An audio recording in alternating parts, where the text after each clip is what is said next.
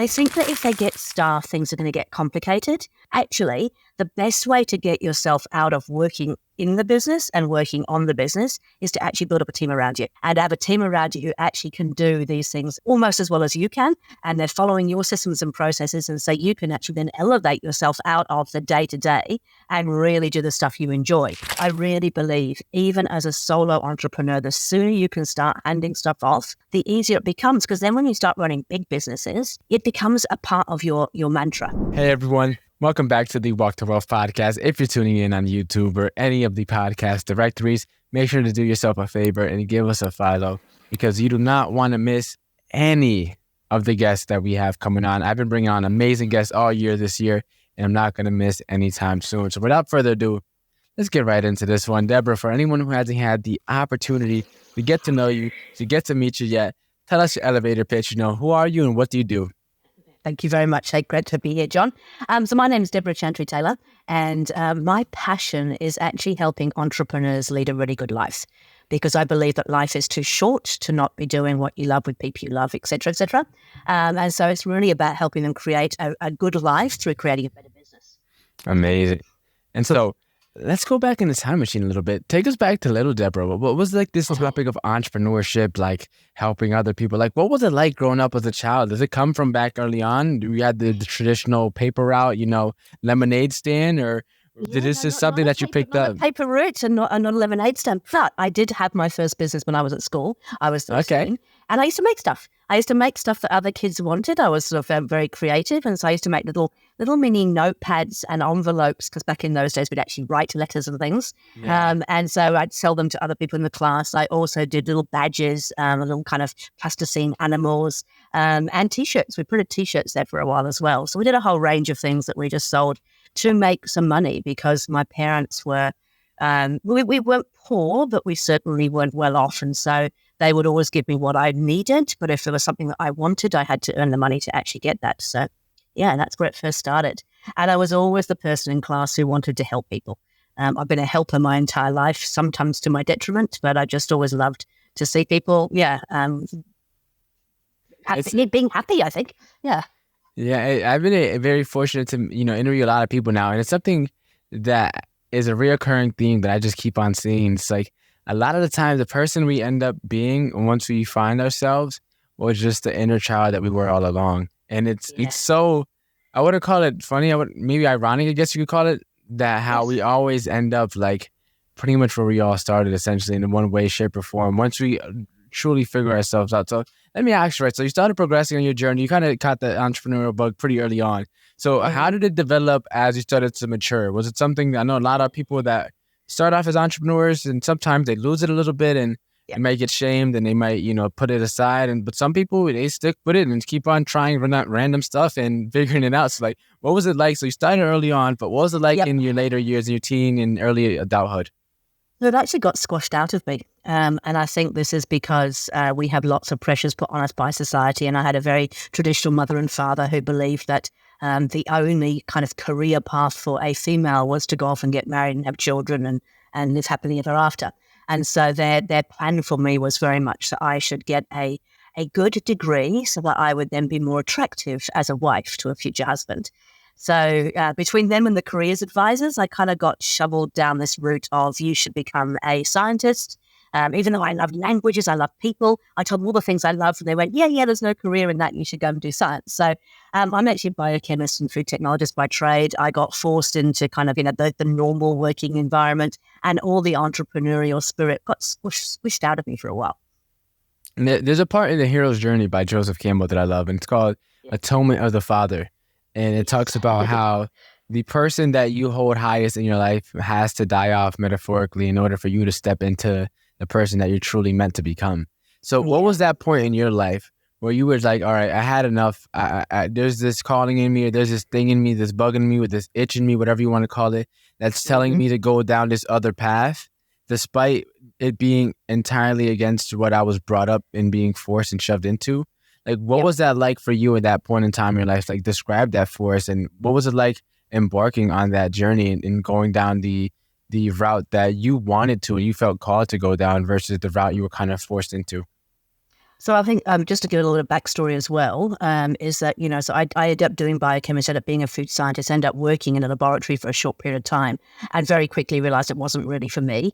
And so I moved into, well, not deliberately, but I had a boss who called me out on that and actually said, you should be doing something different. Why don't you come into sales? So I went into sales and marketing, and then I continued to work for people. But I always worked in I did 7 years in multinational pharmaceutical companies, which was very big, very corporate, very, very different. And then when I got sacked from there, I actually ended up going and working for a small private company. And I realized that actually I loved working with private companies. I loved the fact that there wasn't the layers of hierarchy, there wasn't all the red tape. And I loved, I got to general manager, CEO positions in other people's companies and really, really enjoyed it. And then just one day I realized that actually I needed to do it for myself. I was really good at doing it for other people, but I just wanted to do it for my own benefit rather than somebody else's. So I know in the hero's journey, there's kind of like this moment, and there's a couple of moments for me. The first was very much around having a boss who kind of said to me, why are you doing laboratory stuff? It's not for you. The second was around getting sacked from a high profile multinational pharmaceutical role. And then I suppose the third thing was really just around realizing that although I enjoyed doing it for others, I was suddenly starting to, it's what you said in the beginning. I was starting to understand who I really was and what I really wanted to do. And I wanted to help people. And so I went out there and decided to start my own thing. Yeah, and that's so amazing and so inspiring because one of the other parts it's like the refusal of the call. And so many people get that call, the itch or the bug, whatever, and they just ignore it. They sweep it under the rug. They keep on getting these obvious signs that, hey, maybe they shouldn't stick it out, and they just continue to stick it out because the fear of the unknown usually stops them. So what was it like for you leaving your job, bro? As I said, you've reached some pretty high ranks within these private companies, ranks that most people will never reach. And so it's like you had from what the societal standard of success looks like from the outside looking in, it's like you had the roles, you had the experience, you had the tenure and all that stuff, right? So it's like, what was it like leaving that to get into your own thing, knowing that it was something that you're starting kind of, you had some experience, but you're starting your business from scratch, right? So it's like, what was that like? So to be honest, again, it probably wasn't a choice thing back in those days. So I started working for an entrepreneurial startup, which was in the technology space. And I worked, first of all, as a sales and marketing person and as a CEO. And that company actually failed. And so it was actually more of a, hey, I don't have a job anymore, but I knew that we were working on something and I knew it had some merit. I just felt we'd been approaching it in the wrong way. So I actually took kind of like the ashes of that company and went, right, I'm going to take the good bits that I've learned and actually I'm going to have a go at doing it myself. And so I can't say I made a conscious decision to kind of go, I'm going to leave that job and go and do it. It was more like that job fell over and I knew there was a real opportunity there. So I grasped it and went with it and turned it into a good, profitable company. That's amazing. That's amazing. And I think it's a perfect segue into today's conversation, right? The opportunity presented itself and you either were fight or flight, right? And you figured it out. You had no choice. And a lot of times from what I've seen, it's like sometimes you have to get backed up into that corner for us to spring into action. Right? That sometimes is what it takes, like. Well, and I think I had a couple of options. I could go back and get a corporate job again, and because that would have been the easy option, right? Let's face it. I could have come back and earned, a few $100,000, get the company car, do all the, as you say, have all the trappings that people consider successful. But I had now realized, now that I'd started working in an entrepreneurial startup, I realized that actually I was an entrepreneur. And that was, I was the person who wanted to challenge the way things are done. I wanted to change the way things were done in the world. And so it's like, okay, I can't go back and do a normal job working for a normal company. I need just to keep pushing the boundaries. So I have to say it was difficult because I didn't have any money behind me. It wasn't like I was sitting on this massive amount of money kind of going, okay, great. Well, I can afford to not earn money for a while. It was more, there was this calling that said, hey, you know this can work. Why don't you give it your best shot? And I did.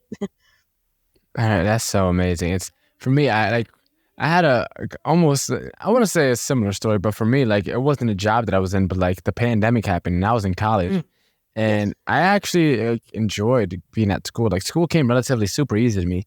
It's like I was in there and it's like my reason for going to school was swept from underneath me.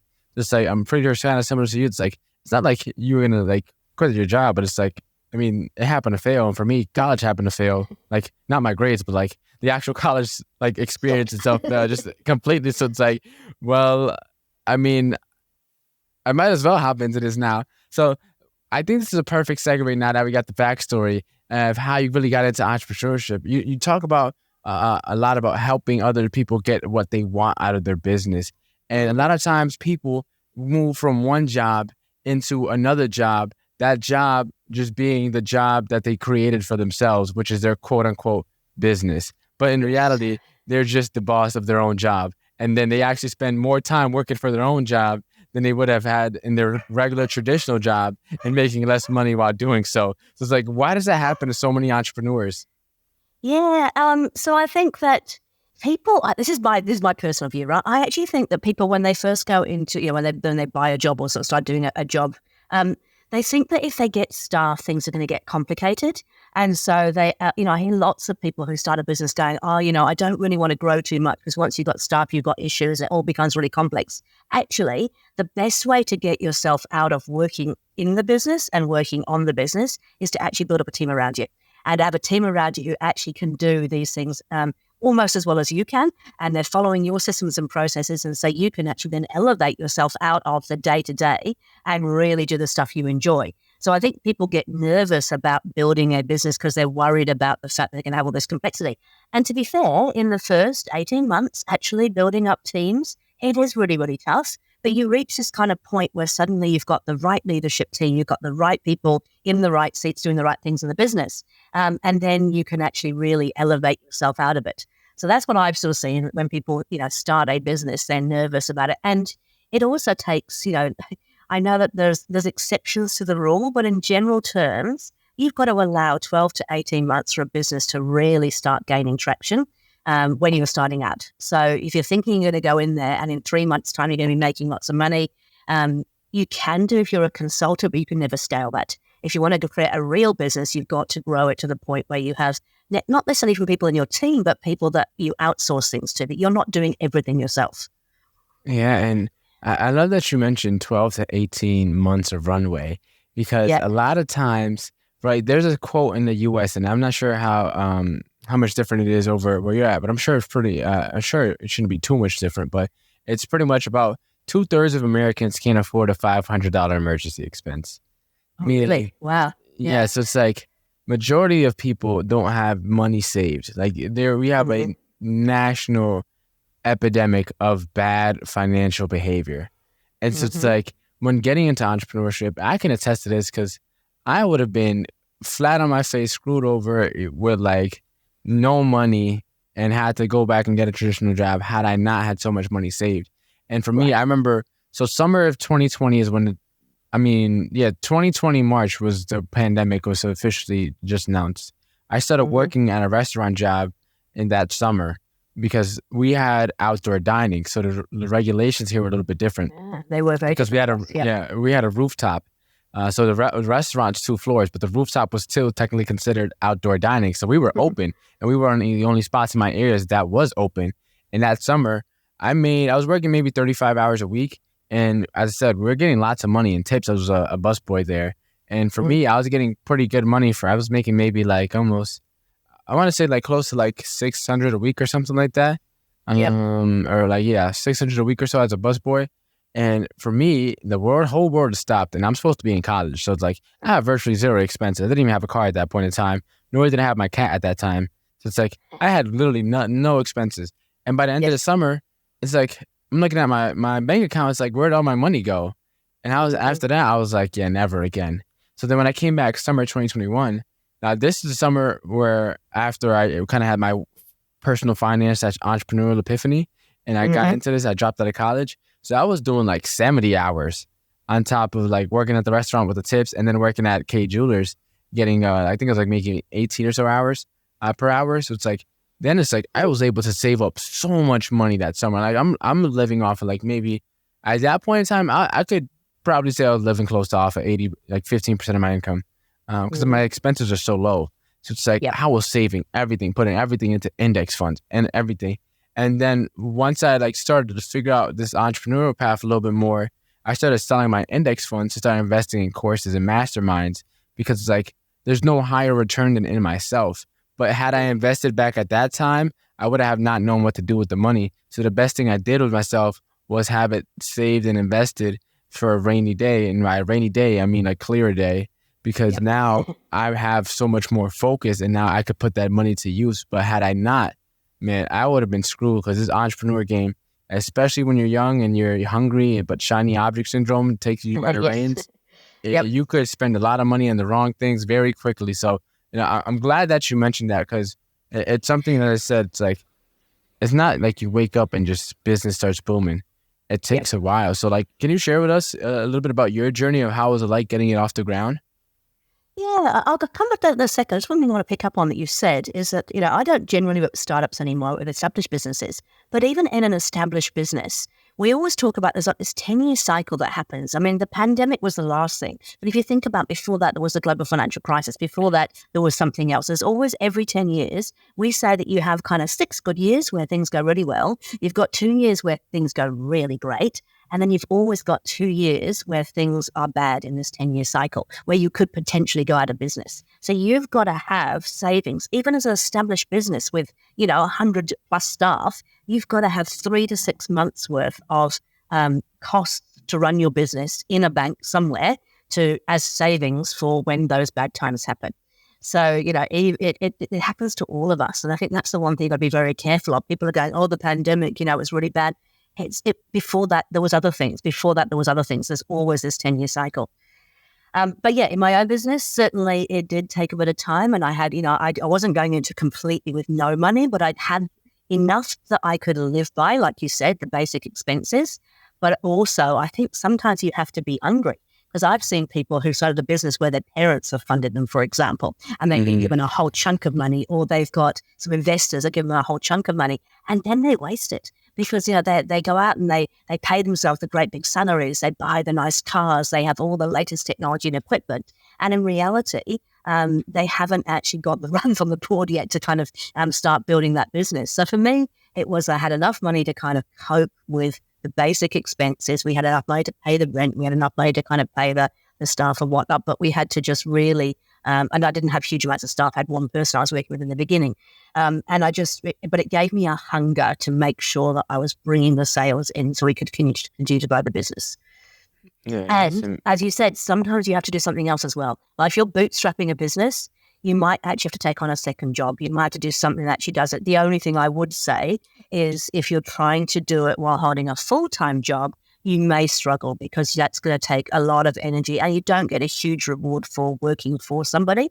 So like you did, having a part-time job or a couple of part-time jobs can be really, really helpful, and a job where you can earn more than just the hourly rate.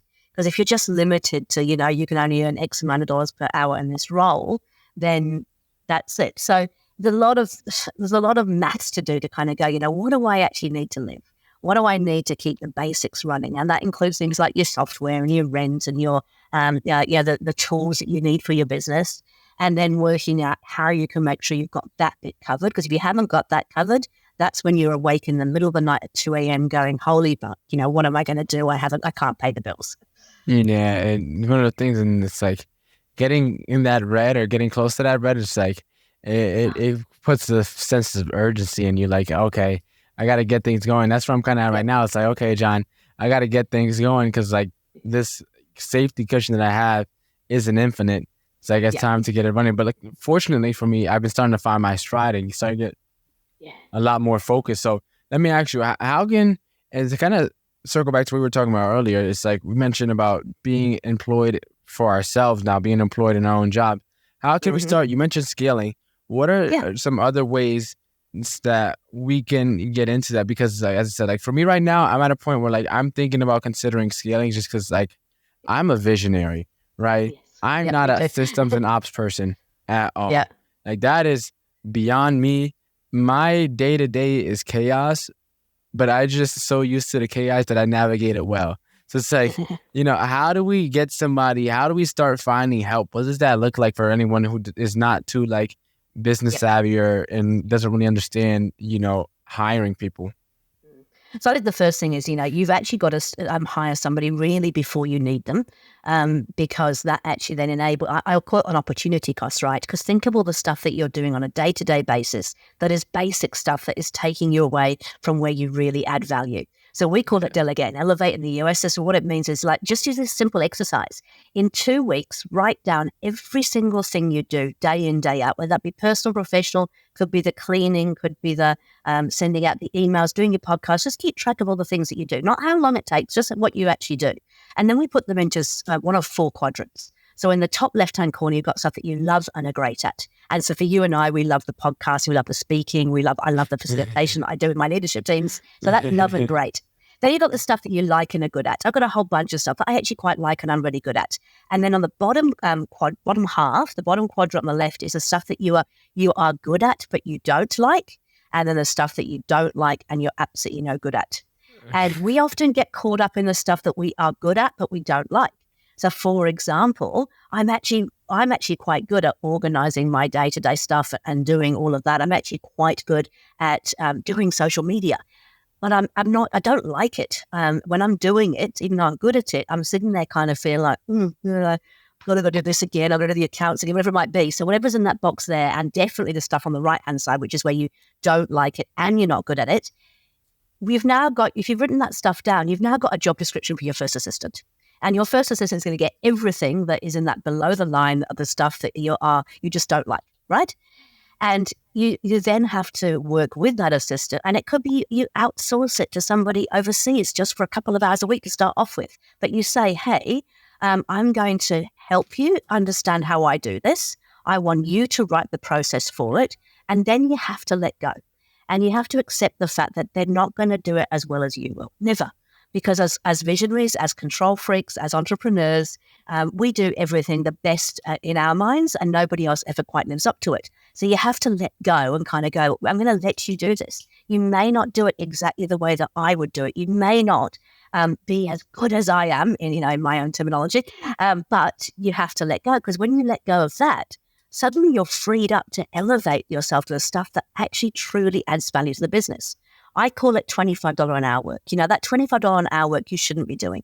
You need to be paying somebody. And I've got a couple of VAs over in the Philippines that help me with that. And I've got now also an assistant in the office that helps with that. Even in a small business, that you can easily outsource that and then make sure you use the time you've got free now to do the value add stuff.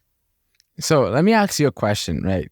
Mm-hmm. And I know pounds, right, is your national currency. Oh, no, we're in dollars, but New Zealand dollars. We're in dollars? You can imagine, take the US dollar at about half it, and that's what our dollar's worth.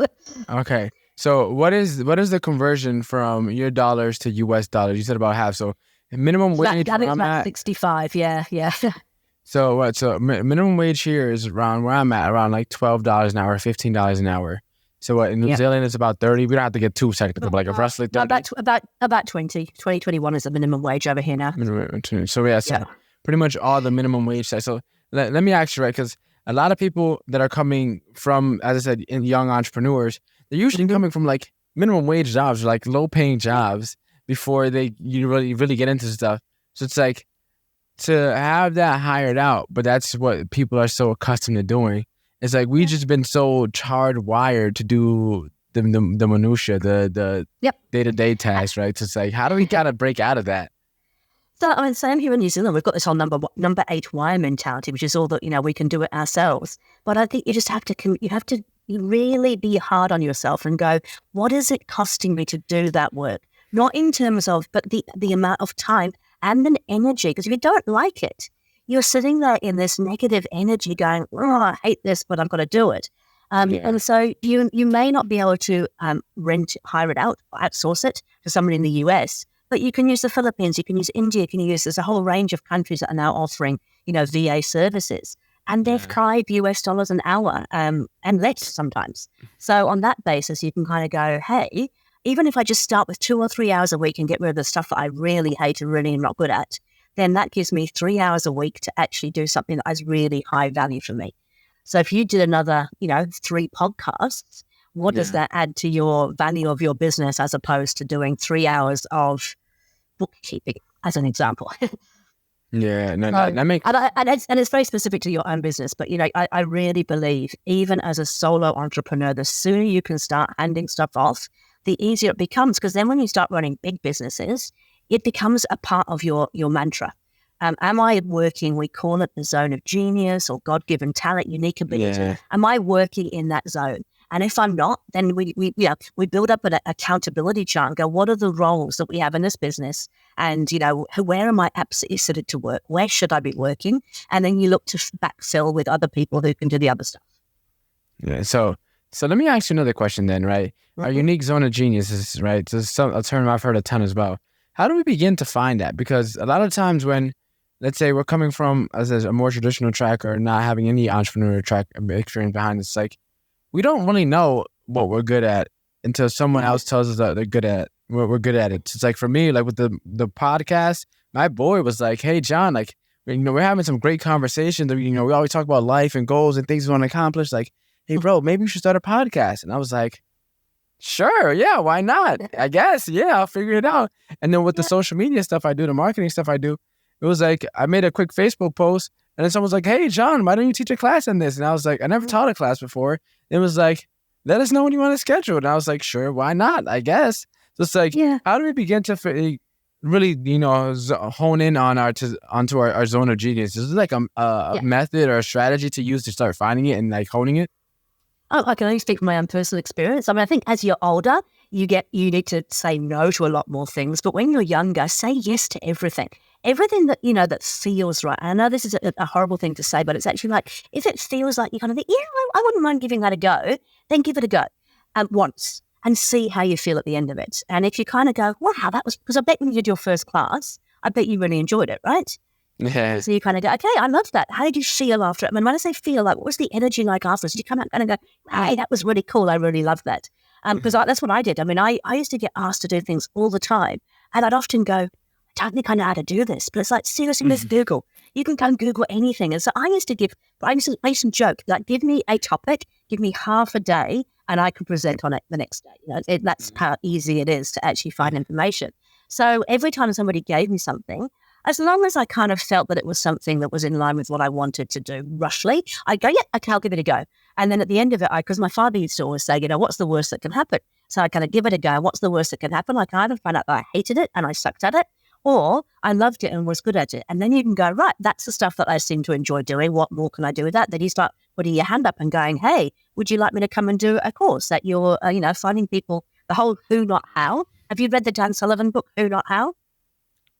I know the concept. Yeah, I know Dan Sullivan, but I haven't read the book. So, I mean, he co-wrote it with, I think, somebody Hardy. But the whole premise is that we get too bogged down as humans in how are we going to make this happen. What you need to do is go, I want to make this happen. Let's work out who can help me make it happen.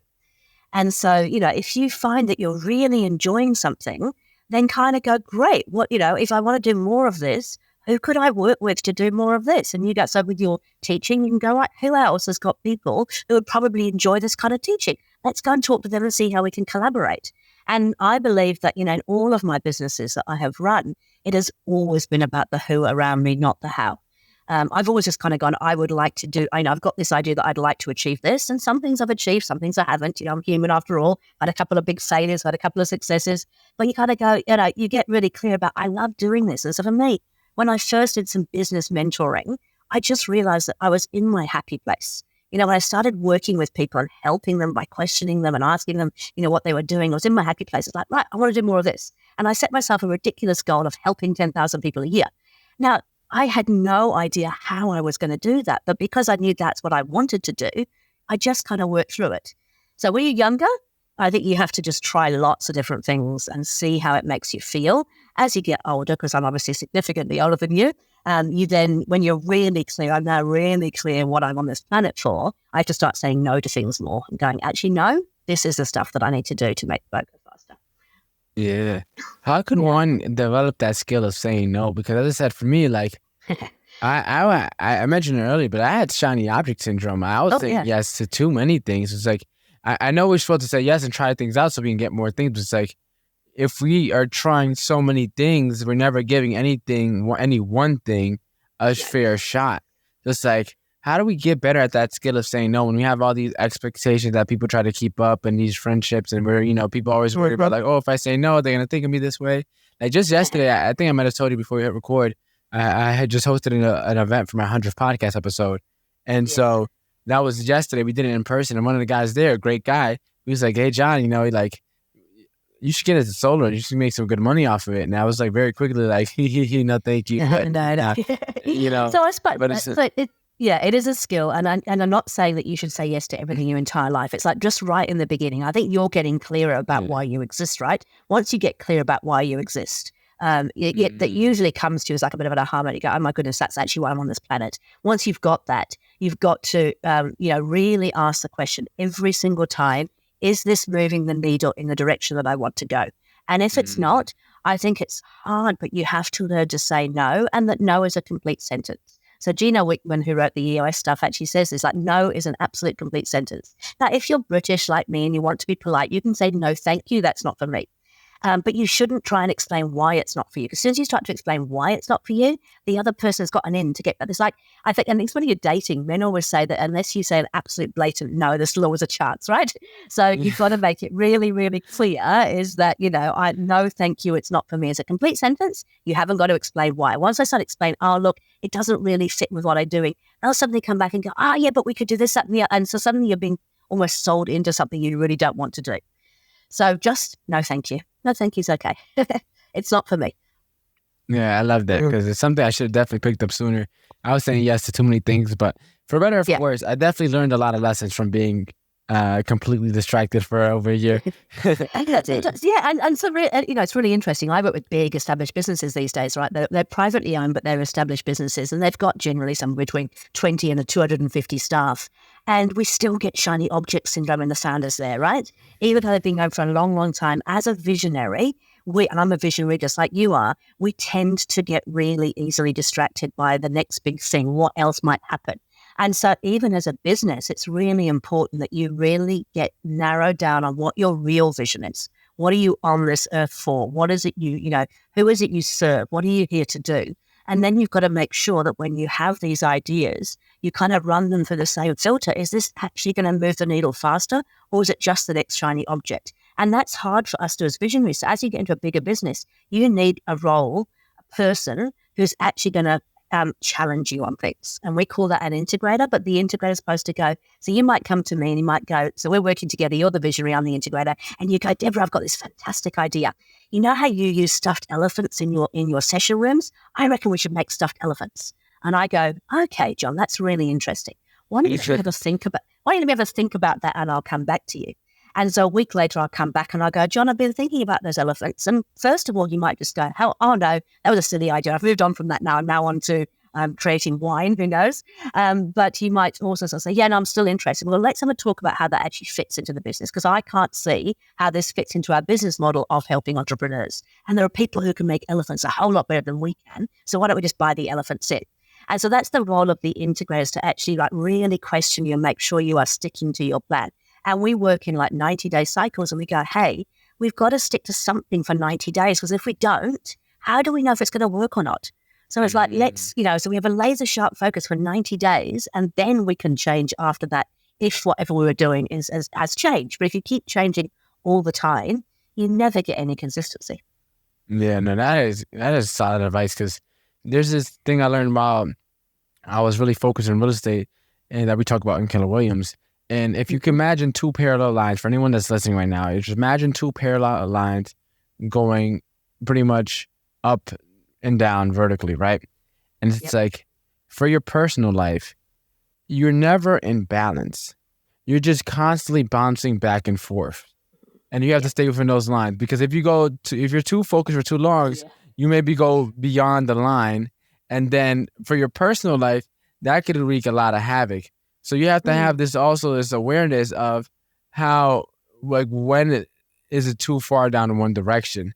But it's never a balance. There's always counterbalancing. And then in business, you have a much wider parallel set of lines. Because in business, as you said, you could focus for 90 set days, or maybe even 180 days on one big project, depending on how big it is, before you have to bounce back. But you go 180 seconds without returning back a call to your significant other or 180 minutes, right? Yeah. That could go south really quickly if it's urgent, if it's an important phone call. So it's like in your personal life, you have to be much more aware and diligent about bouncing back and forth so you can maintain. But then in your business, you have a little more, as you said, time to really focus and double down so that you can put in the effort required and necessary to actually make some of these things actually flourish and come into play, right? Yeah. And the biggest thing I've kind of learned is that, actually 90 days is the maximum that anybody can really focus on anything. Visionary is a whole lot less. We don't even have that capacity. But in general terms, most of your leadership team, most of your people, 90 days is about the limit. So we always work in these 90-day cycles. We meet regularly on a weekly basis to ensure we're on track, to ensure we're doing the right things. But everything should be broken down to stuff that can be done within 90 days. And that really keeps the focus on. Because if I go back to our example when you and I were working together, if you didn't have an integrator kind of challenging you on that idea, what would have happened was John would have spoken to the whole team about his idea about building elephants, stuffed elephants.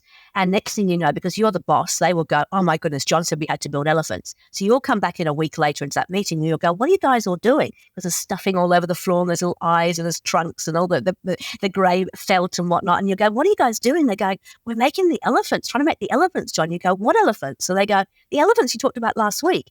And you're like, no, I'm onto something else now. So it's really important that as a leadership team, we get really clear on what we're focused on so that when John comes in and has this crazy idea, we really challenge him about whether or not it's the right idea. And then if it is, great, but we focus on a 90-day sprint, things we can do in 90 days, check in every week to make sure we're on track. And only at the end of 90 days do we actually kind of review it and go, okay, how has that gone? Because if you keep switching things in and out, if everything's important, nothing is important. So we want those 3 to 5 things for 90 days that we're really focused on. But you're right, personal life, it's a bit different, but we actually use a similar kind of system, my husband and I, to run our lives in terms of, what are our long-term goals? What are our mid-term goals? What are we actually going to do in the next 90 days? We use a similar kind of EOS life system to do that as well. So that's amazing. Cool. So, Debra, you dropped a lot of amazing nuggets throughout this entire conversation. I love it because, as I said, most entrepreneurs right now that I know aren't at that stage where they're going to hire someone, but they could be. And so it's like, this is I love how we introduce this topic of hiring help and getting help in a way that is so implementable despite, regardless of where you're at in your, entrepreneur journey. And so it's like, let me ask you, where can we find you at? Where could we connect with you at if we wanted to learn more about what you have going on and also hear our amazing episode that we recorded on your show? Sure. So there's a couple of ways you can find me. First of all, if you actually Google Debra Chantry Taylor, it is a completely unique name. There is no other Debra Chantry Taylor in the world, so you'll find me that way. But also if you just go to debra.coach, that's where all of my stuff lives. So you've got things like the podcast that we had you talk on the other week.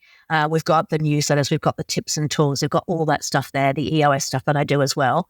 And also, just interesting, you talked about the personal life and how do you keep things under control in your personal life as well, and that's between the two things. It was a really great episode by one of my really good friends, Scott Rusnak, who talks about designing your life before somebody else does. And he talks about how he actually, even within his friends, he classifies his friends and his family in different areas to say that, these ones I want to meet regularly and these ones not so much. And so he gets really puts lots of boundaries around what he will and won't do. And that man lives the most amazing life. He earns really good money. He's doing what he loves. He's doing it with people he loves. He's got time to pursue his other passions, and he's actually making a huge difference. So that's what we all want from life, after all. Amazing. So now it's time for our famous 5 questions, the questions we ask every single guest. I forgot about question number 1. Yes. What is the most impactful lesson you've learned in life? Asking for help. I think that being a strong, independent person, as a lot of entrepreneurs are, I felt that asking for help was a sign of weakness. And then I actually had somebody who turned it on its head for me, and I love using this now. So if I ask you to help me, how do you feel after you've helped me? I feel great. Exactly. So if I don't ask for help, I'm ripping people off. I'm not allowing them to actually feel great. And so, asking for help, you get what you need, which is some help, and you get to make other people feel great. So don't ever be afraid to ask for help. You could make somebody's day. I never heard that piece of advice before, so I may have to steal that. Sure. Question number 2, what is the most admirable trait a person can have? And most admirable, for me, I think it's around loyalty and Yeah, and I think probably loyalty. It's just, no, is it the most one? I don't know. I've got a whole bunch of them. I actually think that, it's about authenticity, actually, probably one of the biggest one. Just be you. And, at the end of the day, I think one of the biggest lessons I've learned is I tried so hard to be everybody else. And I think when you're trying to be what everybody else wants you to be, it's really, really draining. So actually, I think authenticity is probably the biggest and most overall trait. If you had to change someone's life with one book, which book would you recommend? You would expect I would say Traction, because that's the stuff that I actually teach. But I have to say one of my biggest, I'm a Patrick Lencioni fan, and I love the work that Patrick Lencioni does. And if you're really keen to be a good entrepreneur, read The 4 Obsessions of an Extraordinary Executive. That is a game changer in terms of viewing the way you do business. What is the legacy that you're trying to leave behind? I want to make a difference. I want to leave this world a better place than it was when it started. But what I really am passionate about, like I said in the beginning, is I've gone through some high life and low life. And I realized through losing all of my family in the space of 5 years, that life is too short. If you're not actually doing what you love, being with people you love and spending time with your family outside of work, that's really sad. So I think the legacy is to have people running businesses where they get to have everything, which I think is possible if you do things the right way. You can have your cake and eat it too when you're living abundantly. Mm-hmm. And so, final question, for anyone that wants to embark on their walk to wealth today, what is the first step you recommend they take? I think first step, I'd forgotten about these questions. The first step that they should take, I think, is just to give things a go, like to have some faith in yourself, but surround yourself with people who can actually help you on that journey. So surround yourself with mentors, with coaches, with people who can actually challenge you and help you on that journey. Don't try and do it alone. Listen to great 100%. Podcasts, read great books, surround yourself with great people. Don't do it alone. Debra, thanks again for hopping on. Thanks again for dropping on the gems that you did. I genuinely enjoyed our conversation. And I'm glad that we have these tools like Podmatch and stuff, and we're able to connect despite being hours away. So thanks again for hopping on. Oh, my absolute pleasure. It's amazing, isn't it? Here I am in the New Zealand. You're over there. It's fascinating the people you get to meet. So, and really appreciate your time. Look forward to catching you again soon.